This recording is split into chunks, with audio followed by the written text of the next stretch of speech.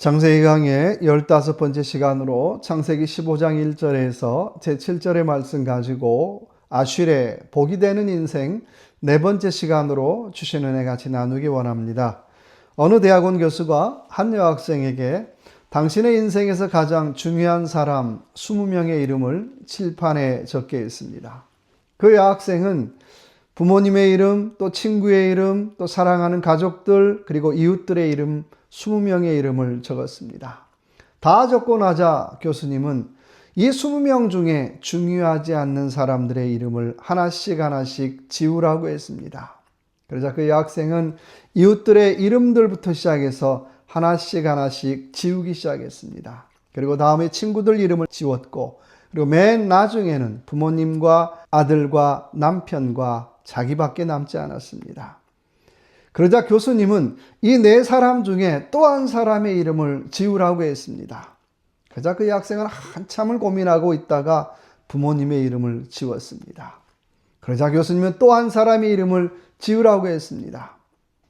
여학생은 한참을 고민하다가 또 한참을 울면서 아들의 이름을 지웠습니다. 이제는 자신과 남편의 이름만 남았습니다. 그것을 보고 있던 많은 학생들이 충격을 받았어요. 또 교수님 역시도 굉장히 큰 충격을 받아서 그 여학생에게 물었습니다. 아니, 부모님은 당신을 낳아준 분인데 그렇게 쉽게 지울 수 있느냐? 또 당신의 아들은 당신이 낳은 아이인데 그렇게 쉽게 지울 수 있느냐라고 질문했습니다. 그러자 그 여학생은 부모님은 내가 조금만 있으면 나를 떠날 뿐이기 때문에 내가 지웠습니다. 그리고 내가 그 사랑하는 아들도 조금 있으면 성장해서 또 결혼해서 나를 떠날 사람이기 때문에 지웠습니다. 그러면 내 곁에는 아무도 남지 않을 것입니다. 그러나 남편은 나를 떠나지 않고 평생 나와 함께 있을 것이기 때문에 나는 남편을 선택했습니다라고 얘기했습니다. 물론 2쌍 중에 한 쌍이 이혼하는 세상에는 맞지 않는 말일 수 있어요. 그러나 지금 내 곁에 있는 사람, 여러분 누가 되었든지 간에 우리 소중하게 여기며 사랑하며 살아가십시다. 아브라함은 조카 롯을 너무나 사랑해서 318명의 부대를 이끌고 가서 구출해 왔어요. 얼마나 싸움을 잘했든지 4개국 연합군까지 다 물리쳤어요. 그리고 롯의 가족을 구출해 왔어요. 참 대단한 승리예요. 엄청난 승리예요. 여러분 인생을 살면서 이런 순간이 얼마나 있을까요? 이런 승리를 맛보는 순간이 얼마나 있을까요? 대단한 일, 대단한 업적을 남겼어요. 그런데 아브라함은 이런 대단한 일을 한 다음에 바로 두려움에 사로잡히기 시작했어요. 혹시라도 다시 쫓아오면 어떡할까? 혹시라도 내가 이번 일을 통해서 이제 아브라함 위험한 사람이야, 그렇게 낙인 찍히는 두려움 때문에 이런저런 이유로 아브라함은 두려움에 사로잡히기 시작했습니다. 바로 그때 하나님께서 1절의 말씀에 이렇게 말씀하십니다. 아브라함아 두려워하지 말라. 나는 내 방패요 너의 지극히 큰 상급이니라. 아멘. 정말 두려움에 사로잡혀 있을 때 하나님이 첫 번째 주시는 말씀은 두려워하지 말라. 그리고 다시 축복의 말씀을 주고 계시더라는 것입니다. 이 내용의 말씀을 통해서 아슐의 복이 되는 인생 4번째 시간으로 같이 은혜를 나눠보시기 바랍니다. 첫 번째 복이 되는 인생은 1절의 말씀입니다.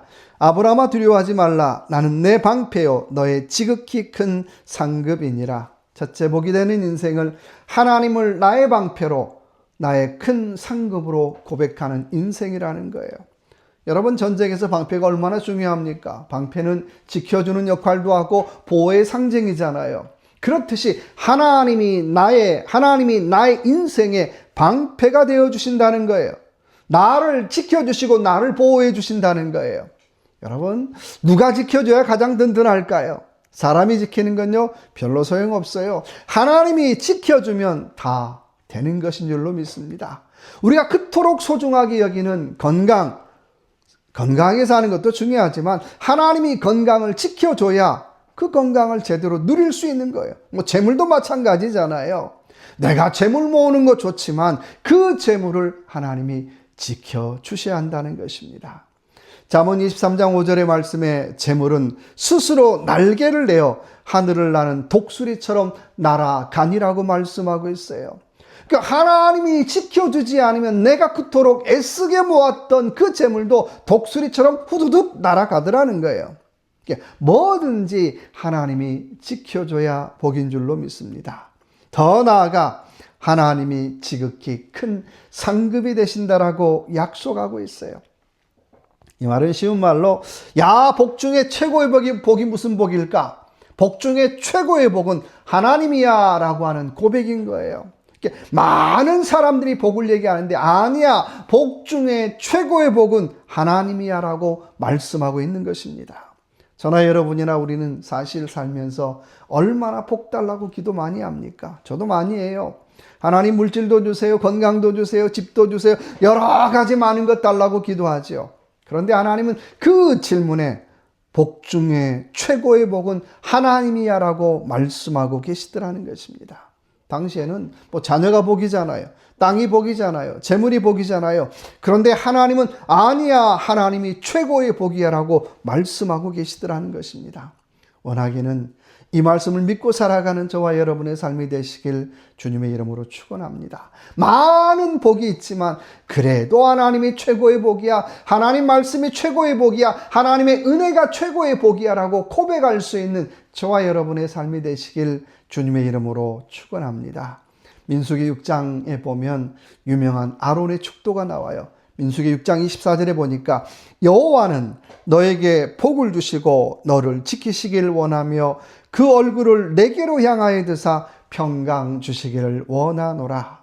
그 다음에 나오는 말씀이 이같이 내 이름으로 이스라엘 자손에게 축복할지니 내가 그들에게 복을 주리라고 말씀하고 있어요. 제사장 아론이 이렇게 이스라엘 자손들에게 축복하기만 하면 하나님께서 그 말씀대로 그대로 축복하겠다라고 약속하고 계세요. 그러면 하나님이 지켜주심의 복을 누리고 하나님의 평강의 복을 누리게 될 것이다라고 말씀하고 있는 것입니다. 여러분, 우리가 가지고 있는 재물 아무리 많으면 못하겠어요. 마음에 평강이 없으면 아무런 소용이 없잖아요. 찬송가의 가사처럼 평화 평화로다 하늘 위에서 내려오네. 하늘 위에서 내려오는 평화, 하늘에서 내려오는 이 평강이 2006년 저와 여러분의 삶 속에 넘치시길 주님의 이름으로 축원합니다. 우리가 뉴스 많게 하면 새해부터 얼마나 시끄러워요.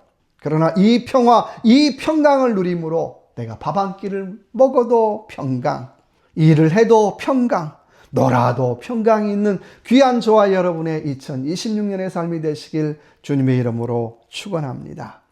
두 번째 복이 되는 인생은 2절의 말씀입니다. 아브라함이 이르되 주 여호와여 무엇을 내게 주시려 하나이까? 나는 자식이 없사오니 나의 상속자는 이 다메섹 사람 엘리에셀이니이다. 두 번째 복이 되는 인생은 사람보다는 하나님의 약속을 믿는 인생입니다. 오늘 하나님께서 아브라함에게 복을 준다라고 말하니까 아브라함은 끝까지 나의 상속자는 이 다메섹의 엘리에셀입니다 라고 대답하고 있어요. 그렇잖아요. 자식이 복인데 자식 하나도 안 주고 너 복 줄 거야 라고 얘기하니까 아닙니다. 내 집에서 키운 종 엘리에셀이 나의 복이며 나는 나는 재산을 그 종에게 다 물려주겠다라고 말하고 있어요. 또 당시에는 종종 있는 일이에요. 그래서 하나님은 4절부터 뭐라고 얘기합니까? 아니야, 네 몸에서 난 자식이 네 상속자가 될 거야 라고 말씀하고 있어요.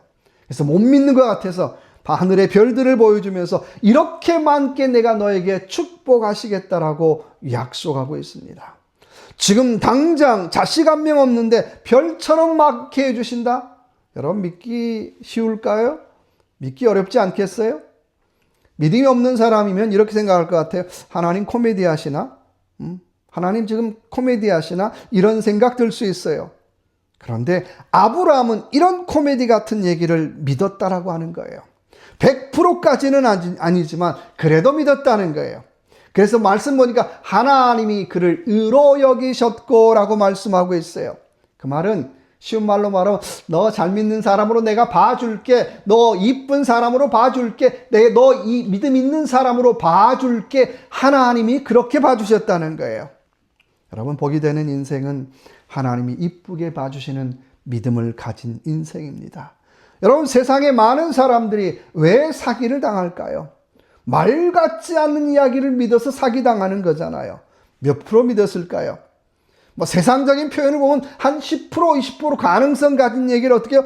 100%처럼 믿어서 사기당하는 거잖아요. 100%처럼 믿어서 재산을 날리고 건강 날리고 다 사기당하는 거잖아요. 투자의 귀재라고 불리우는 워렌 버핏도 그런 얘기를 해요. 아무리 좋은 투자도 원금이 손실되는 투자는 하지 말라고 얘기해요. 손해보면서 투자하지 말라는 거예요. 일명 안전마진을 지키라고 말합니다. 그런데도 사람들은 돈을 벌 수 있다면 손해를 보고 투자를 하다가 결국 실패를 하죠. 10%, 20%의 가능성에 100% 자신의 인생을 던져요. 자신의 물질을 던져요. 자신의 모든 것을 던지고 결국은 실패하더라고 하는 것입니다. 그러나 하나님의 말씀은 100% 가능성을 가지고 있는데 우리는 10%, 20% 정도밖에 안 믿어요. 여러분, 오늘 아브라함이 그러지 않았을까요? 아브라함은 믿는다고 했는데 여전히 엘리에셀, 내가 키운 사람이 내 상속자입니다. 나에게 충성한 사람이 내 상속자입니다. 내가 아는 그 사람이 내 상속자입니다라고 말하고 있어요. 그러자 하나님은 사람이 아닌 하나님의 약속을 믿게 하십니다. 창세기 12장 1절의 말씀에 갈대아 우르를 떠나면서 하나님께서 아브라함에게 했던 약속 여러분 기억하십니까? 내가 너로 큰 민족을 이루게 하리라고 하는 그 약속을 믿는 사람으로, 약속을 붙잡는 사람으로 아브라함을 바꾸어 가시더라는 거예요. 아브라함이 사람을 믿는 사람이 아니라 하나님을 믿고 하나님의 약속을 믿는 사람으로 다시 태어나게 하시더라고 하는 것입니다. 사랑하는 성도 여러분, 사람이 아닌 하나님을 믿고 하나님의 약속을 믿고 살아가는 저와 여러분의 삶이 되시길 주님의 이름으로 축원합니다. 저도 목회를 하면서 많이 경험하는 게 사람을 믿다가 실망할 때가 참 많아요. 그때마다 야, 사람은 믿을 존재가 아니야, 사랑할 존재야 라고 말하지만 그렇게 목회한다는 것, 또 그렇게 산다는 것이 쉽지 않더라고 하는 것입니다. 제가 아는 목사님 한 분이 있습니다. 한 3년 정도 목회를 쉬게 됐어요. 제 친구 목사가 그 소식을 듣고 목회자를 청빙하는 교회가 있으면 꼭 그 목사님을 소개했어요. 또 목사님이 쉬면서 혹시라도 힘들어할까 봐 자주자주 식사도 하고 위로도 하고 때로는 여행도 같이 갔어요. 그러다가 그 친구 목사님이 섬기는 교회를 나오면서 그 목사님을 추천하고 나왔어요. 근데 이분이 그 교회의 청빙을 받으면서 노예와 교인들에게 하는 얘기가, 제 친구 목사는 잘 모르는 사람입니다. 나는 그 친구하고 그분하고 친하지 않습니다. 라고 자신을 소개했다는 거예요. 아니, 교회가 빌 때마다 그토록 열심히 소개한 것을 알고 또 그 목사님이 혹시라도 실망할까 봐 위로 주려고 여행도 같이 가는 것도 아는데 노예 목사님이 그 사실을 알고 전화가 왔어요. 이런 의리 없는 인간이 목회를 한다고요? 말이 됩니까? 그래서 제가 사람은 다 그렇습니다. 사람 믿지 말고 우리 다시 하나님만 믿읍시다라고 얘기했던 기억이 있습니다. 여러분, 다시 한번 사람 믿지 말고 하나님만 믿읍시다. 예수 전도단의 유명한 표처럼 나는 하나님을 더 알고 나는 하나님을 전합니다라고 하는 고백처럼 우리가 목회자든 성도든 하나님, 나는 이 한 주간 나는 하나님을 더 알기를 원합니다. 그리고 하나님을 더 믿기를 원합니다. 그리고 내가 믿는 그 하나님을 전하는 저와 여러분의 귀한 이 한 주간이 되시길 주님의 이름으로 축원합니다. 세 번째 복이 되는 인생은 17절입니다. 해가 져서 어두울 때에 연기나는 화로가 보이며 타는 횃불이 쪼긴 고개 사이로 지나더라. 아멘. 복이 되는 인생은 확신 있는 신앙생활을 살아가는 인생입니다. 여러분, 구원의 확신 있습니까? 라고 질문하면 여러분, 이런 질문도 참 조심해야 되는데 이런 질문하면 전부 다 구원파 아니야 라고 얘기하죠. 그런데 믿는 사람이 구원의 확신이 있어야 되잖아요. 부름받은 확신, 구원의 확신, 또 하나님께서 나에게 은혜 주시는 확신들이 있어야 되잖아요. 근데 요즘 가만히 보면 구원파나 신천지가 더 확신 있게 포교하고 다니는 것 같아요. 근데 신앙생활에 중요한 건 확신이 있어야 할 줄로 믿습니다. 구원의 확신이 있어야 한다는 거예요. 또 한 걸음 더 나아가서 기도 응답의 확신이 있어야 한다는 것입니다. 오늘 하나님께서 아브라함에게 너에게 복을 주시겠다라고 약속하자 아브라함이 뭐라고 얘기합니까? 내가 뭘로 알 수 있겠습니까? 증거가 있습니까? 증거를 보여줄 수 있습니까? 하나님 사인해 줄 수 있습니까? 라고 요구하고 있어요. 그러니까 아까 믿기는 믿었는데 100% 믿은 거 아니에요. 여전히 어떻게 해요? 엘리에셀이 나의 상속자입니다 라고 얘기하는 거예요. 그래서 하나님, 내가 확신 갖게 해달라고 하나님 앞에 요청하고 있어요. 그래서 하나님께서 3년 된 암소와 짐승들을 쪼개서 제물로 바치게 합니다. 그 약속을 맺는 의식을 하고 있어요. 비둘기 새끼는 너무 작아서 쪼개지 않는 거예요. 3년 된 것으로 바친다는 것은 최상의 제물로 하나님 앞에 드리는 거예요. 그래서 하나님의 불이 내려와서 다 태우죠. 불이 내려와 쪼갠 고기 사이로 지나가고 있어요. 아브라함은 하나님의 불이 그 쪼갠 고기 사이로 지나는 것을 보면서 하나님의 약속에 대한 확신을 갖게 돼요. 아, 내가 잊어먹었던 약속, 하나님께서 하늘의 별처럼 땅의 모래알처럼 하나님이 축복해 주시겠다라고 하는 그 약속을 다시 한번 기억하게 되더라고 하는 것입니다. 여러분 신앙생활, 여러분 확신 가지고 살아가시기 바랍니다. 저희 어머니는 늘 기도하는 분입니다. 목사인 제가 믿음이 약해지면 늘 하시는 말씀이 있어요. 아들아, 기도는 공짜가 없다. 하나님이 네 기도에 분명히 응답하실 것이다. 목사인 나는 별로 확신이 없는데 어머니는 확신에 차서 신앙생활을 하세요. 또 확신에 차서 기도생활을 하세요. 그거 볼 때마다 참 부끄러워요. 내가 목사인데 얼마나 확신에 차서 내가 목회를 하고 있는가? 내가 확신에 차서 얼마나 신앙생활을 하고 있는가? 그런 질문을 하게 됩니다. 요한복음 14장 14절의 말씀에 너희가 내 이름으로 무엇이든지 내게 구하면 내가 행하리라 라고 말씀하고 있어요. 확신이라는 말은 히브리어로 에무나, 우리가 잘 아는 아멘이라는 말이에요. 신뢰합니다. 내가 안전합니다. 내가 충성됩니다 라고 하는 고백이에요. 우리가 아멘이라고 고백할 때에 두려움은 떠나가고요. 하나님께서 주시는 복이 되는 인생을 우리는 살아갈 수가 있는 것입니다. 원하기는 저와 여러분의 이 하루의 삶, 다시 한번 하나님 아멘입니다. 아멘입니다. 2026년도 아멘입니다. 그래서 두려움은 떠나고 확신 있는 신앙생활을 살아가는 저와 여러분의 삶이 되시길 주님의 이름으로 축원합니다. 기도하겠습니다. 하나님이 나의 복이 되심을 믿고 또 하나님이 나의 상급이 되심을 믿고 원하고 바라옵기는 2026년도 하나님 내게 주신 것에 아멘입니다라고 고백하며 살아가는 우리의 삶이 되어지게 하여 주옵소서.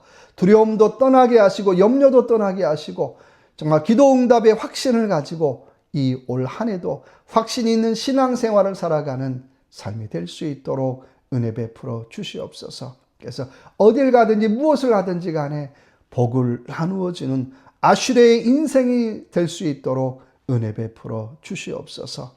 함께하여 주실 걸 믿고 예수 그리스도 이름으로 간절히 기도드립니다. 아멘.